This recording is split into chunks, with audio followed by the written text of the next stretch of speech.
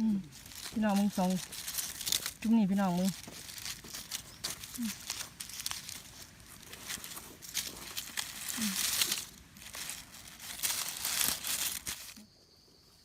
พี่น้องมึงจุ่มนี่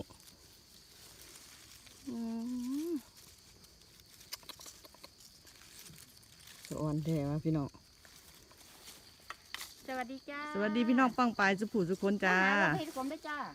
มื้อนี้สาวซากับคุณนายแม่พากันมาหาเห็ดขมพี่น้องไม้เดิมย้ายเบิ่งดอกนั่น ว่าเขาคือเป้าหมายเด้อ ย้ายเบิ่งเน่าตาเสียดายแท้พี่น้องพอแล้วพี่น้องเขามาแล้วกับพ่อเลยพี่น้องนี่จ้ะนี่พี่น้องนี่มาแล้วพี่น้องมาแล้วพี่อีกพี่น้องผมไม่ถึงไม้หรอก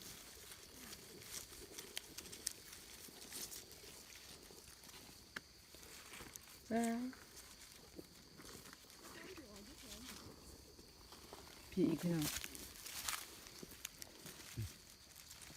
นี่จ้ะนี่ดอกนี่คือบ่เก็บออกเดี๋ยวสินี่พี่น้องพี่อีกอะน้ำอยู่หน้ารถเดี๋ยวยายเดี๋ยวพี่น้องนี่ดอกไงทั้งข้างคนอีกพี่น้องอยู่หน้ารถดีนี่พี่น้องหาใจเย็นๆมือนี่เบิดปลามี2 คนเอาไปกินหมากไปกินตัวยายพี่น้องจ้าใจเย็นอยู่ยายพ่อไปทั้งนั้นน่ะไปกินหมากก้อนก็ได้มา2 คนนึงสิฝ่าไปตายไปด้วยพูดจะไปกี่อย่างไปเก็บแล้วก็ตัดขาพร้อมถึงตัวใจเย็นเนาะสาวซ่าก็สิเก็บแล้วก็ตอนตัดบ่ได้เบิ่งนะพี่น้องเก็บแล้วก็ติตัดใส่กระตานะพี่น้อง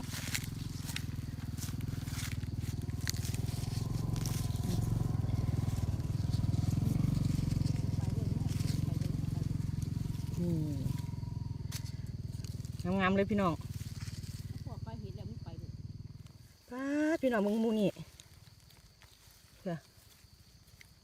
กินหมากก่อนเด้อพี่น้องเลยกินกับกินหลุดใจผู้เฒ่าติดหมากพี่น้อง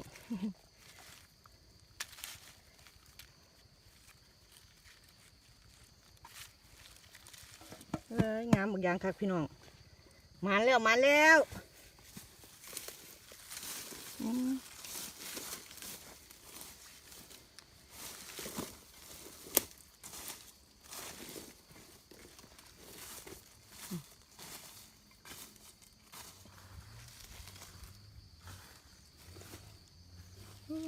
ใครบอกไงพี่น้อง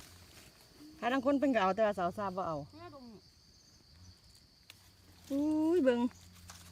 อุ้ยเถ่าหมดแล้วยายเสียดายเถ่าทิมเบิร์ดพี่น้องดูนั่นนั่นเป็นเสื้อ3 ดอกไม่ได้ดอกยังไงคุณอีกดอก1 ดอกบางไงทั้งคุณเถ่าทิมเบิร์ดพี่น้อง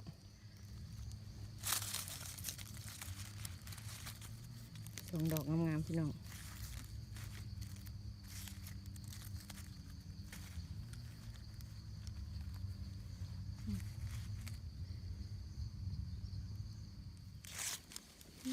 ดอกนี้งามอยู่พี่น้องมันแน่เราด้วยเนี่ยพี่น้องนี่มันเติบแล้วจ้ะ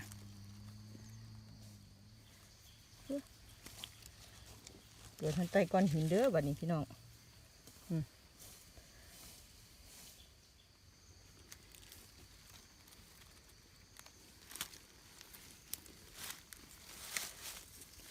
พอเรื่อยๆอยู่พี่น้องค่อยๆหาไปเก็บไปลิ้มไปเป็นได้พอแกงเองพี่น้อง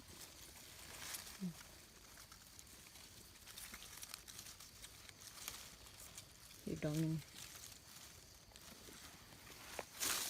นี่จ้ะ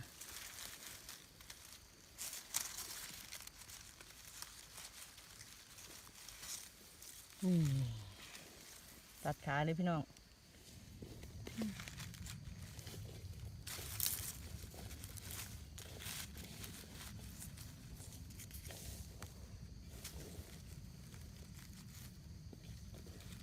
รอบนี้เป็นรอบสุดท้ายแล้วพี่น้องกับกัน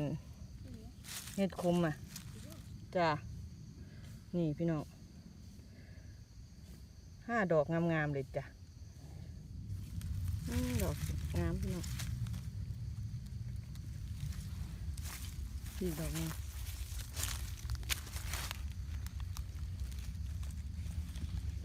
2 ดอกงามๆจ้ะ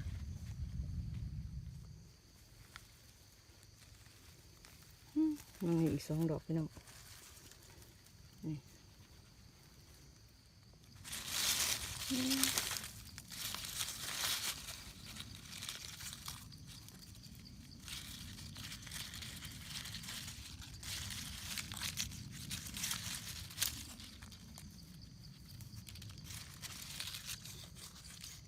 2 ดอก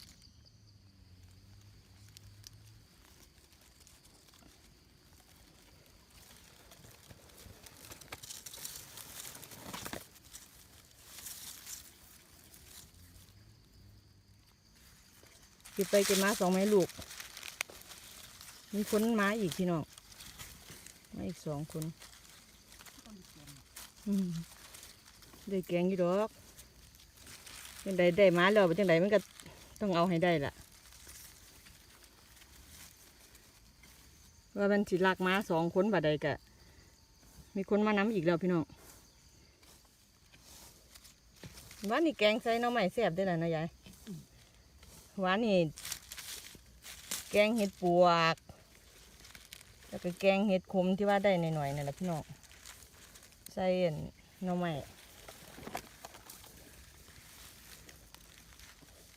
แซ่บหลายแกงหลายบ่แซ่บหรอกพี่น้องต้องแกงหน่อย ค้นหาเห็ดนี่ ๆได้แกงแท้ละ แต่ค้นหาเห็ดมัน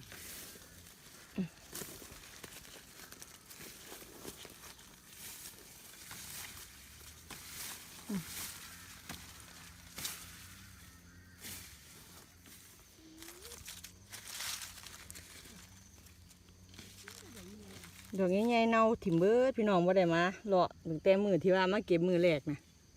เสียดายบักอย่างคักมองนี่หลายดอกอยู่พี่น้อง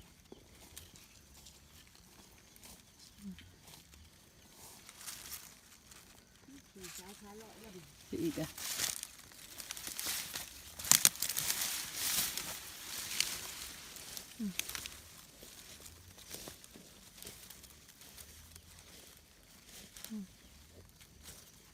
มันเบิด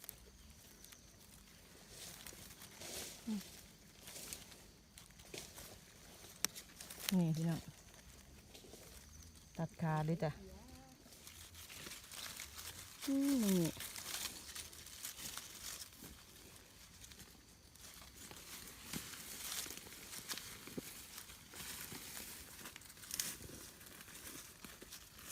ว่าเจ้าเมียกันสิ ห่อนน้ำอยู่พูนรถเพิ่นอีกดอกหนึงดอกนี้งามค่ะก็มูเจะอีกอ่ะ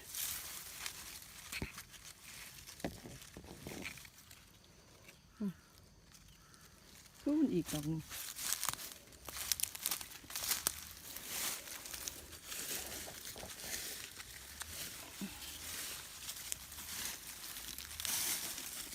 นี่ดิยายดอกนั้นเก็บมาเนี่ย นี่ เก็บมาอุ้ยเดี๋ยวเคลียร์แห้งจนฝุ่ง นี่อีกอ่ะพี่อา เดี๋ยวไปเดี๋ยวตัดขานี่กันอีกดอกหนึ่งพี่น้องสวยงามทางกันพี่น้อง2 ดอกสวยงามมากตรงนี้พี่น้อง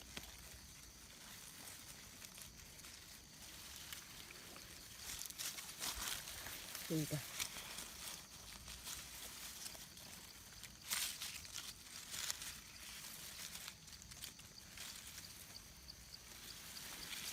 นี่พี่น้อง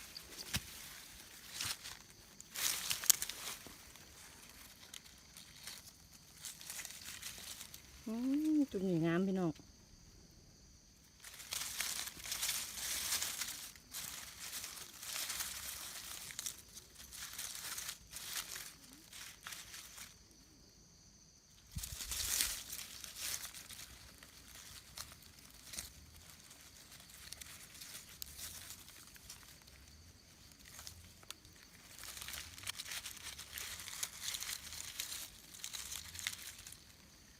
3 ดอกพี่น้องมึงนิ่มออกกันนี้พี่น้องเสียดอกน้อยๆก็ยังมีอยู่พี่น้องมันว่าขาวอยู่นี่จ้ะ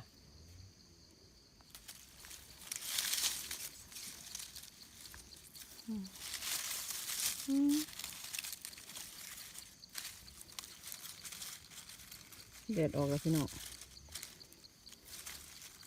ก็ตกดอกฝุ่นนะ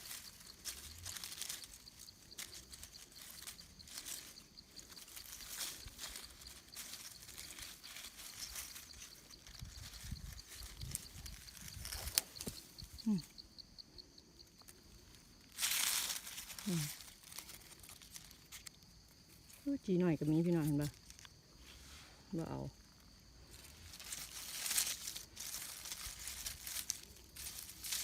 ถึงว่าพอเอามันกับบ่ไงแล้วล่ะพี่น้อง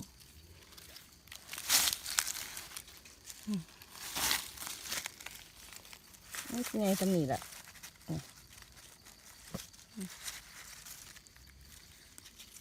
นี่จ้ะ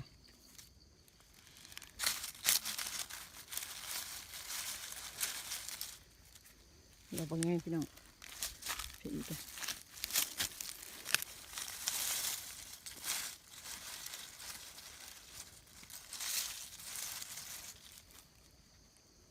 4 ดอกงามๆเลยจ้ะเป็นยังไงพี่น้อง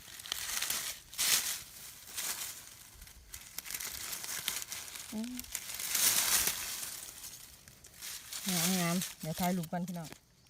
ถ่ายรูปแล้วก็เก็บเลย6 ดอกยางงามพี่น้องอันนี้สุดยอดเลยจุ่มนี่สุดยอดสุดๆ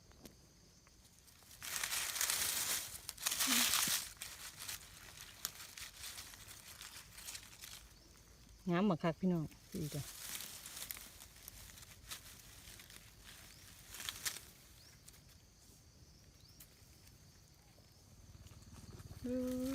ดอกบานพี่น้อง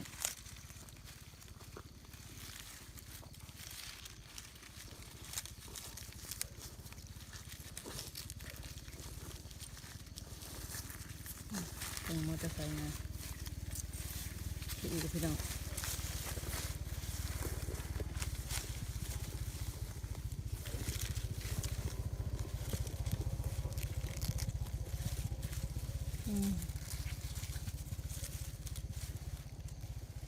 ใบมันแห้งติดดอก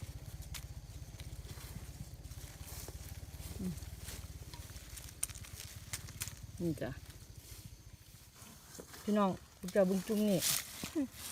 ต่างโคโมอยู่พี่น้อง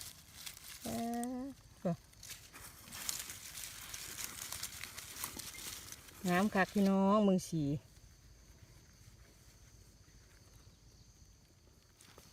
เลี้ยงหลายสายอยู่พี่น้อง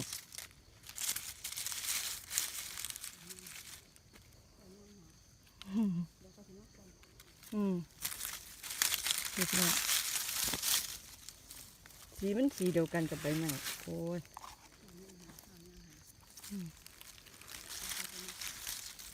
เดี๋ยวพี่น้อง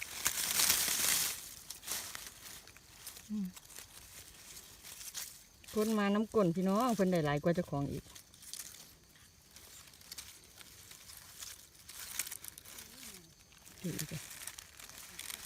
นี่พี่น้อง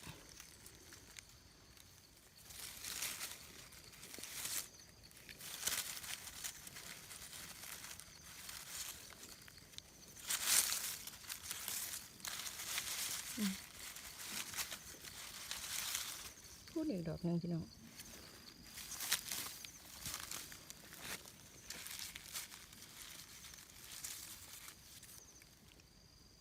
นี่จ้ะ อันใหญ่นั่นบ้าน พี่น้องมึงจุ่มนี่ เขามาไว้ผู้ละตาเลยวางสิ ใหญ่เบิ่งนี่ นั่นเดียว เอาเพิ่นเอาตอนแล้วคือมีรถมาซ่อมนี่ เดี๋ยวเอานี่ใส่กระตาก่อนพี่น้องเดี๋ยวดอกหนึงดอกบางไง โอ้โห เดี๋ยวบ่ใหญ่ มาจังเลยเนาะ นี่ออกฟ้าเขามาเอาเร็วเถอะวะ นี่พี่น้อง ที่ นี่จ้ะ นี่ค่ะ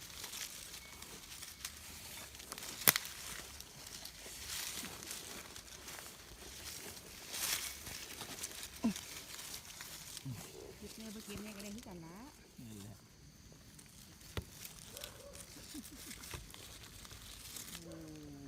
สองดอกพี่น้องเด้อนี่มาแน่เลยเด้อนี่พี่น้องนี่จ้ะ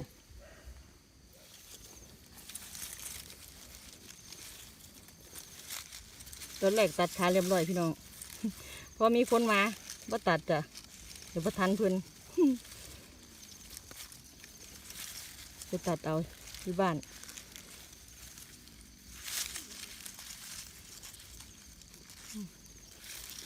เดี๋ยวพี่น้องนี่อีกอยู่เด้อพุ่นน่ะ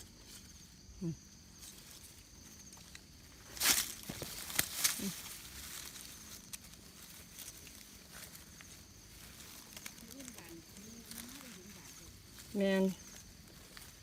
พูดดอกหนึ่ง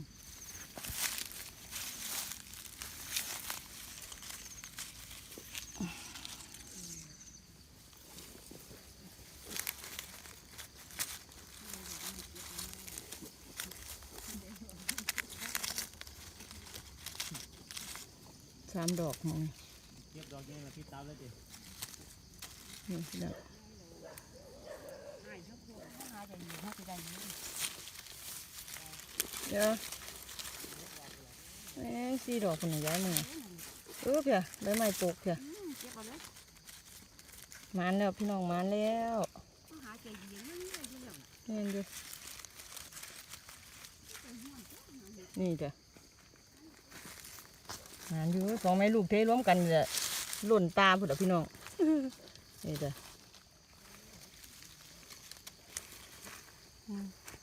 คุณไม่เก็บเห็ดด้วยกันจ้ะ ติดยา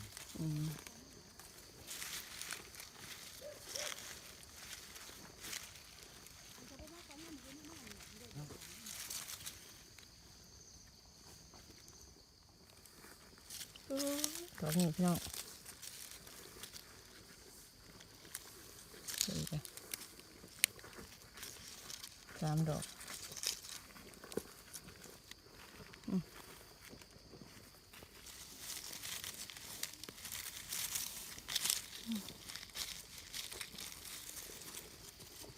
ค่อยเก็บค่อยดิมดอกนี้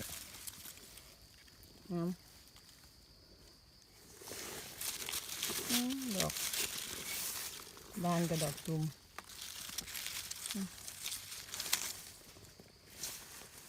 สองดอกพี่น้อง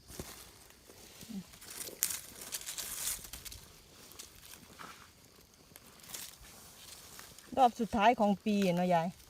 ออกหุ้นดีกว่าเช่าออกเลยหุบ มันปลายฝนต้นหนาวแล้วเด้แต่ตัวมนต์จะยา ธรรมดา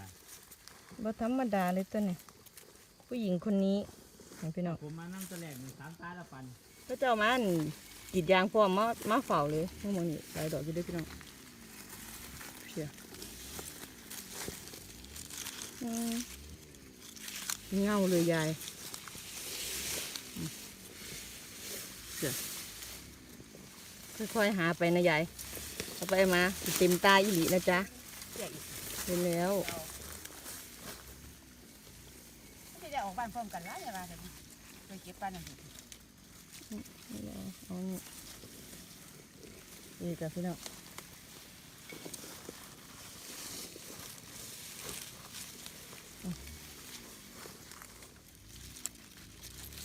เพิ่นตัดหญ้าในป่าอย่าง น้ำมันสิท่วมทางกันฝนตกอ่ะไปบ่ได้เลย จักว่าฝนสิจ้า มื่นวันแล้วเดี๋ยวพุ่นล่ะสีเห็ดกับสีอันใบไม้สีเดียวกันพี่น้องยังแดดออกยังสีเดียวบ่เห็นตากระดังพี่น้องดองดอกนี่สีงามครับพุ่นล่ะเห็ดแฝด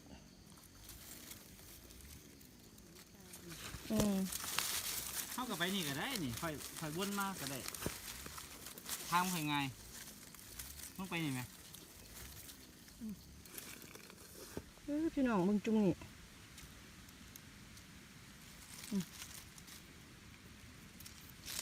เดี๋ยวพี่น้อง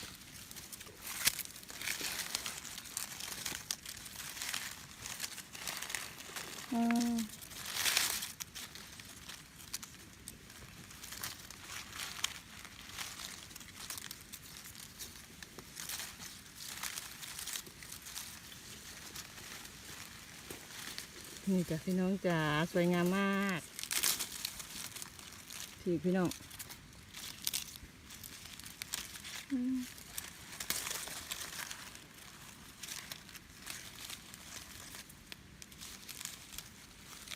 นี่จ้ะ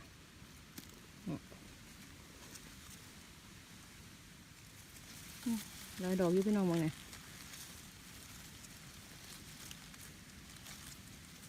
นี่จ้ะ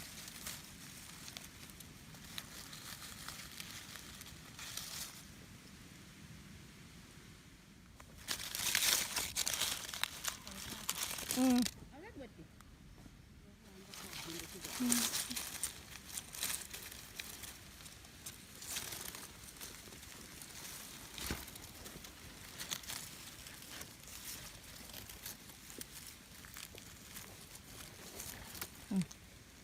สีดอกบางงามพี่น้องพี่น้องมึงสองจุ่มนี่พี่น้องมึง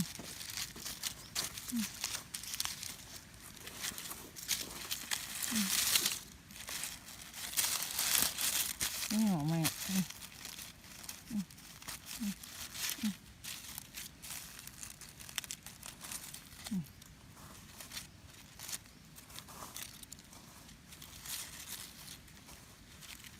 มันกับสีโต๊ะผ้าห้องหึ่มๆอีกแล้วพี่น้อง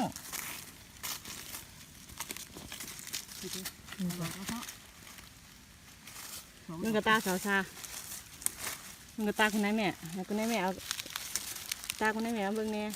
คนไหนแม่กับหมานอยู่เด้อพี่น้องพี่สองคนแม่ลูกอะหาต่อพี่น้องเบิ่งจุ่มนี่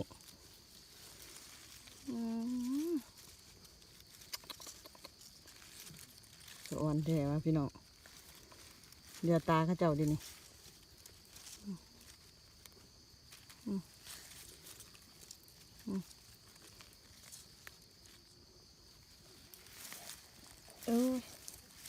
บอกทีละเนี่ยอีกดอกหนึ่งนี่จ้ะพี่น้องหมดดอกเด็ก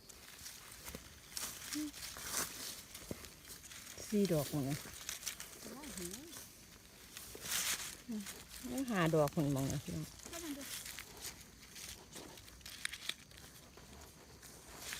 สี่ดอก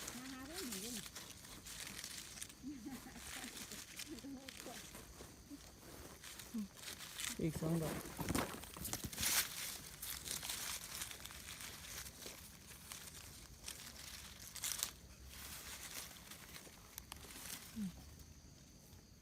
เบิ่งดอกนี้ดูโอ้บัดเถ่าเอาได้สวยยังสวยงามอยู่พี่น้อง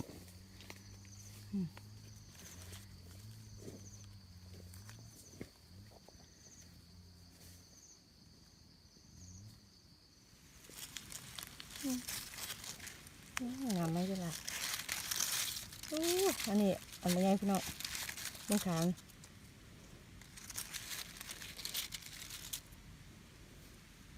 เราซากันสิเต็มตาแล้วเด้อพี่น้องเห็นบ่ ไปตัดขาอยู่บ้านเอาพี่น้องฝนกับสิตก